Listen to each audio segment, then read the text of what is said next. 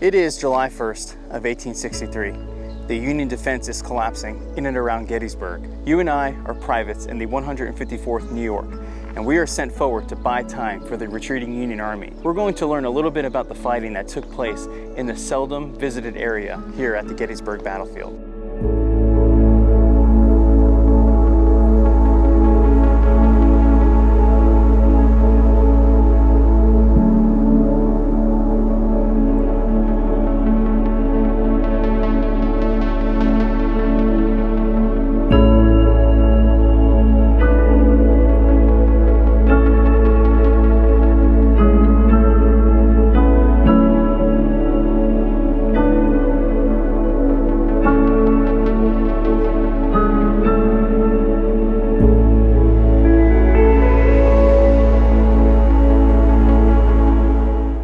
So we're currently on North Stratton Street, and we're looking back towards the center of Gettysburg.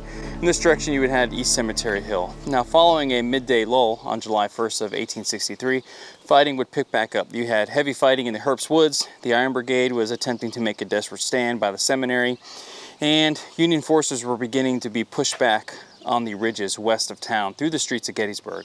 Now, meanwhile, Confederate General Robert Rhodes and Jubal Early were assaulting Union positions on the north and northwest of town in the Barlow's Knoll area. You had 11th Corps elements in that location. Francis Barlow would move his men forward and form a salient, which is a very popular word here in Gettysburg, and that position was not advantageous to Barlow's men, so they were being pushed back there. Now, in order to cover the retreat through the town of Gettysburg, Custer's brigade was moved from East Cemetery Hill, and they would come down Stratton Street, and they would take up position near Coombs Brickyard. Now, as they were coming into position in the Brickyard, a shell would strike this home here, raining down shrapnel on the advancing Union soldiers here. Now, that is not the original shell. However, this is the original building that this shell struck, and you can see the shell right there. It would strike that location, rain down bricks and hot iron into the Union ranks here. But we're going to continue into the Brickyard and learn about this seldom visited site on the Gettysburg battlefield. So we've moved down to the location of where John Coon's Brickyard would have been during the Battle of Gettysburg. Today, as you can see, it is called Custer Avenue. And to reorient you, here is North Stratton Street. So Oliver Otis Howard, commander of the 11th Corps, positioned on East Cemetery Hill, seeing how things were beginning to collapse in and around the town of Gettysburg for the Union, sent forward a brigade commanded by Colonel Charles Custer, who was just 26 years old at the time of this battle. And he was commanding 3 regiments. He would have the 27th Pennsylvania, the 143rd New York, and the 154th New York. Now, he had a 4th regiment that he left in reserve. I believe it was the 72nd Pennsylvania. So he would begin positioning his men right before us here. Now, I believe in this general area where you see the parking, this is where the 27th Pennsylvania would have been positioned. So they made up the Union left flank. Now, the Confederates would have been coming from this direction here. So we're gonna have to use our imagination just a tad here, because we're in a sea of development here on Custer Avenue. But in this general direction, the 134th New York would take position on the 154th New York's left flank. Now, they would have been kind of angled back this way. Now, bearing down on this position was 2 Confederate brigades who outnumbered the Union forces here almost 3-1. And you had Brigadier General Harry Hayes's Louisianians bearing down from this direction, and you had a brigade of North Carolinians under the command of Isaac Avery in this direction.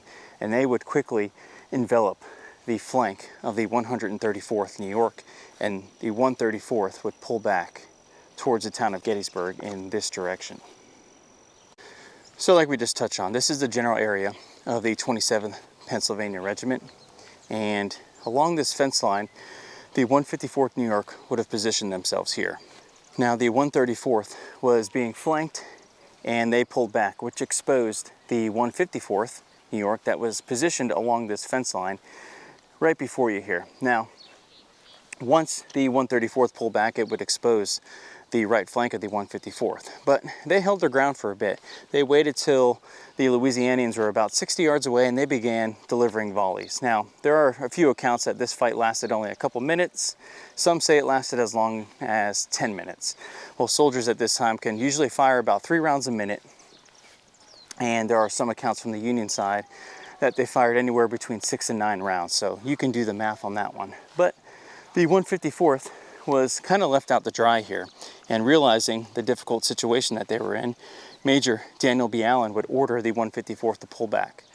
However, Company C decided to hold its ground.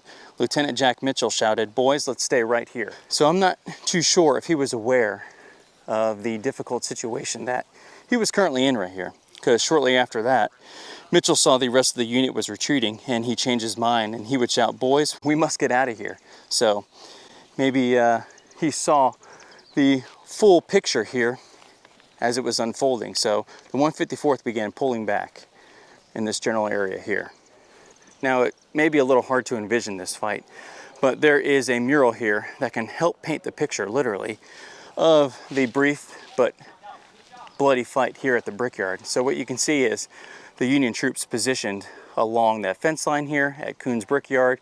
You see a few kilns that would have been in this area, and here you have the advancing Confederate brigades assaulting the Union position here. And you also have, on this side of the mural, maybe a little hard with the glare, there's glass over the painting to preserve it, but you can kind of see how the right flank of the 134th is being enveloped here. So this paints a pretty clear image of the fighting that would take place right in here.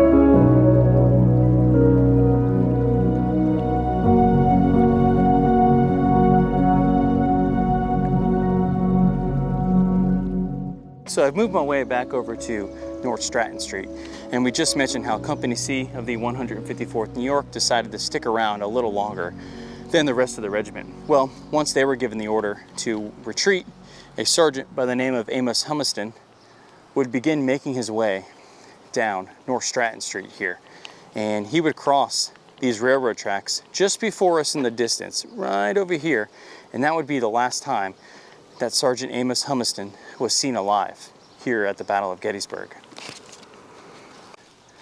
So we've moved down towards the railroad tracks that Sergeant Humiston was seen crossing, and that was the last time he was seen alive, like we just touched on. Now, his body would be found a few days after the battle by the daughter of a local innkeeper in this general area. Now, the interesting thing about Humiston's death was he was clutching a photograph of his 3 children, who were respectively 9, 7, and 5 years of age.